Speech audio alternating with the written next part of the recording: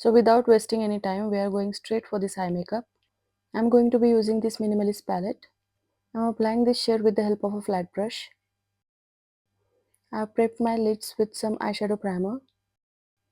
This shade is taking some time to blend because I forgot to apply some loose powder over the eyeshadow primer.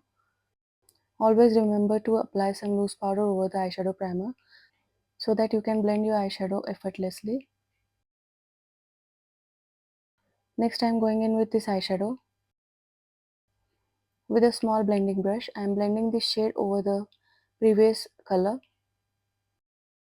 To make the previous shade look smooth, I'm blending the harsh lines. You can see the difference this blending has made. Next, I'm going in with this light eyeshadow. I'm applying it as a transition shade. You can see instantly all the eyeshadows are looking well put together. Next, I'm going in with the previous shade. With the help of a pencil brush, I'm applying this shade on my lower lash line. You can even use a Q-tip to apply this shade on your lower lash line. Next, I'm going to take some loose pigment by MAC. I mixed it with some Fix Plus spray. Now I'm applying it with the help of a flat brush. You don't even need to cut the crease when you have pigment like this. You can see how I am applying it from the inner corner till the middle of my eye. The previous shade that I used, that purple shade, is giving some smoky effect below this golden pigment. If you don't have such pigment, you can wet your eyeshadow and then use it. It will give kind of same effect. I'm blending this pigment. I'm blending the edges with the previous small blending brush.